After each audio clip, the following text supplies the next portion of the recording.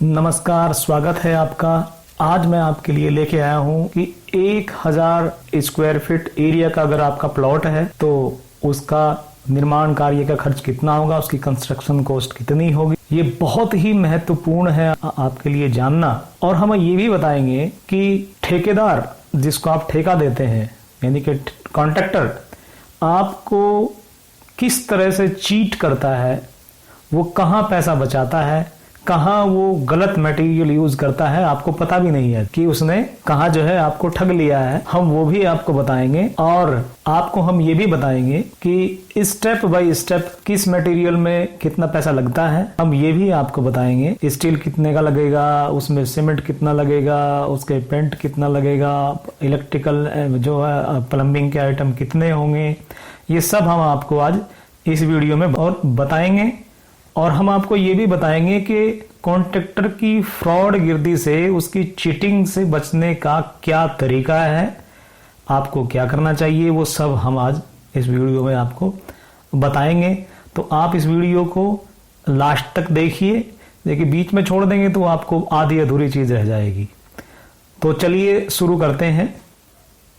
देखिए, अगर हमारा एक प्लॉट है जिसका एरिया है 1000 स्क्वायर फीट, 1000 स्क्वायर फीट यानी 25 फीट बाई 40 फीट का हमारा एक प्लॉट है। तो हम लेके चलते हैं, एक फ्लोर का मतलब है कि FAR1 लेते हैं यानी कि built up area 1000 square feet. FAR1 का मतलब ये है कि अगर आपका प्लॉट 1000 स्क्वायर फीट है तो आप उसे पूरे प्लॉट को कवर कर रहे हैं, पूरे प्लॉट पर मकान बना रहे हैं। अगर आप आधे प्लॉट पर 2 मंजिल मकान बनाते हैं तो भी आपका FAR1 होगा। हम पहले ये जानते हैं कि जो हम मकान बनाने जा रहे हैं, जो हाउस हम बनाने जा रहे हैं, वो हम किस क्लास का बनाएंगे, किस क्वालिटी का बनाएंगे। देखिए, 3 क्वालिटी के हैं, 3 टाइप के मकान होते हैं। पहली टाइप है A क्लास, दूसरी है B क्लास और जो है तीसरी है C क्लास। तो अभी कॉस्टिंग की अगर हम बात करते हैं, C क्लास जो हाउस है उसकी कॉस्टिंग की बात करते हैं, जो 3rd ग्रेड का है 900 से 1000 रुपये स्क्वायर फीट। और ये इतनी जो है कम इसलिए पड़ती है जो कि इसमें काफ़ी इंफीरियर ग्रेड्स के मटेरियल्स यूज होते हैं, जैसे 2nd क्लास ब्रिक्स यूज होगी। जो सीमेंट है, सीमेंट में हम काफ़ी जो थोड़ा सस्ता सीमेंट है उसको यूज कर लेंगे।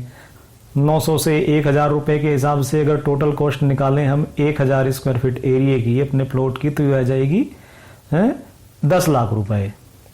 ऐसे ही क्लास B के जो हाउस हैं उनकी कॉस्ट आएगी आपकी 1100 से 1200 रुपये, तो 1200 रुपये स्क्वायर फीट।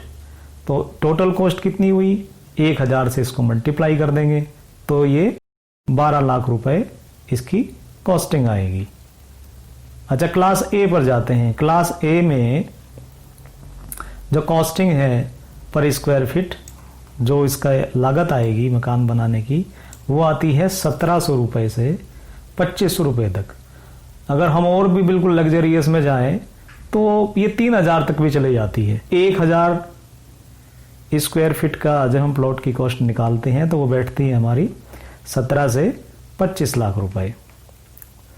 तो अब हम चलते हैं कि जो मटेरियल वाइज इसकी कॉस्टिंग पर, कि भाई कितना मटेरियल लगेगा। अभी हम लेके चलते हैं कि मान लीजिए कि हमें 10 लाख रुपए हमारा बजट लेके चले हैं हम, कि भाई हम तो जो मकान बना रहे हैं 1000 स्क्वायर फीट का, हमें 10 लाख रुपए में कंप्लीट करना है। तो इसमें देखिए दोस्तों, सीमेंट कितने का आएगा। सीमेंट आएगा इसमें 17%। अभी हम ये कॉस्टिंग की बात करें, 17% का आएगा यानी 1,70,000 रुपये। और स्टील आएगा इसका अप्रोक्सीमेट 24%। इसमें स्टील और शटरिंग दोनों इंक्लूड रहती है, 2,40,000 रुपये। यानी मेन आइटम इसमें ये दोनों ही मेन आइटम रहते हैं। मेन आइटम स्टील हो गया, स्टील चूंकि बहुत ज्यादा कॉस्ट का रहता है, सबसे ज्यादा कॉस्टली आइटम यही रहता है, सीमेंट और स्टील। और स्टोन एग्रीगेट जो हम बजरी या रोड़ी जिसको बोलते हैं, 8% लगभग कॉस्टिंग इसकी आती है। और फिर सैंड जो है ये जो है 12% लिया है इसमें, ठीक है। 4% जो है हमारी ईंटों में चली जाती है कॉस्ट। और डोर विंडो आएंगी हमारी 6.5%, 6.5% कॉस्टिंग आएगी इनकी। और इसके अलावा फिर आते हैं हमारे जो सर्विसेज हैं। सर्विसेज का मतलब जैसे बिजली का काम है, प्लम्बर का काम है, सैनिटरी फिटिंग्स हैं, ठीक है। तो ये सब चीज़ें जो हैं ये सर्विसेज में आती है, MEPs में आती है, इलेक्ट्रिकल, मैकेनिकल, प्लम्बिंग। तो अगर हम इसको पार्ट, ये टोटल आएगा आपका अप्रोक्सीमेट, वैसे तो 16 से 20% में जाता है, तो हमने इसको लिया है ये 18%।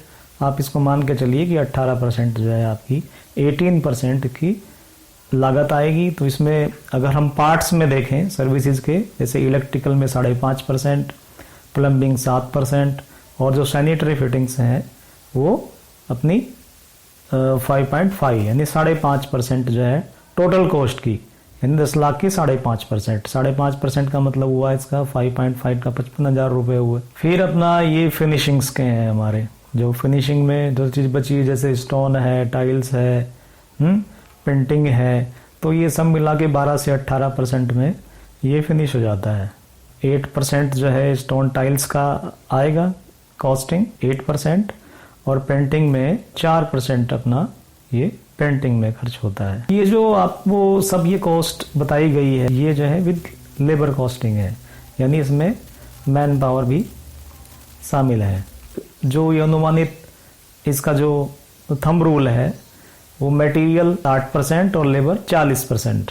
अब आते हैं हम मोस्ट इम्पोर्टेंट पॉइंट्स पर, जो हमने वीडियो के स्टार्टिंग में आपको बताया था कि हम बताएंगे। देखिए मैं ये क्या है कि पहला है कॉन्ट्रैक्टर में चीट द क्लाइंट। इसमें जब कॉन्ट्रैक्टर काम करता है तो क्लाइंट को, सभी क्लाइंट्स को केवल वो कॉमन मैन ये देखता है स्टार्टिंग में जब बिल्डिंग उसकी स्टार्ट होती है कि ईंटें आई हैं, ईंटें उसको लगता है कि लाल लाल रंग की ईंटें हैं, रेड कलर की ईंट है, भाई ये टनाटन बोल रही है, मेटेलिक साउंड है, अरे बहुत अच्छी ईंट है। तो कॉन्ट्रैक्टर, इसका मतलब ये है कि ठेकेदार बहुत अच्छा माल लगा रहा है, वो गाते ही फिरेंगे कि भाई हमारा तो कॉन्ट्रैक्टर बहुत अच्छा है, बहुत अच्छा मटेरियल लगा रहा है। ईंटों के बारे में इसको पता रहता है कॉमन आदमियों को, लाल रंग की ईंटें हैं तो भाई बहुत अच्छी है, पीले रंग की ईंटें हैं तो खराब है, ठीक। लेकिन एक्चुअली लाल रंग की ईंटें भी जो है कोई उसकी श्योरिटी नहीं है, वो फर्स्ट क्लास है।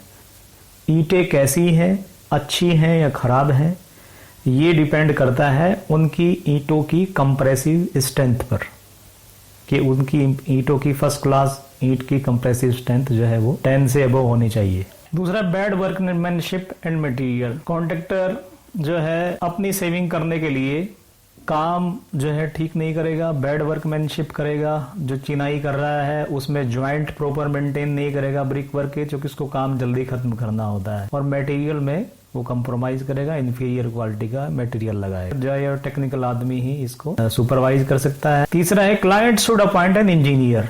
तो इसका जो समाधान है, जो इसका सॉल्यूशन है वो ये है कि जो मकान बनाने वाले ऑनर हैं, जो मकान बनवा रहे हैं, उनको अपनी तरफ से एक इंजीनियर अपॉइंट करना बहुत जरूरी है। एक वो इंजीनियर अपॉइंट करें और उसको उसकी जो है समय समय पर विजिट कराए। जब मटेरियल ठेकेदार खरीदे तो अपने इंजीनियर से बोलें कि भाई आपकी सब रिस्पॉन्सिबिलिटी है, आप मटेरियल चेक करेंगे और इसकी जो है काम चेक करेंगे, बीच बीच में विजिट्स कराएंगे। अगर आपका 100 गज का मकान है, यानी कि आपका 1000 स्क्वायर फीट का मकान है, तो उसमें आप इंजीनियर्स की जो है 4-5 बार विजिट करा दीजिए।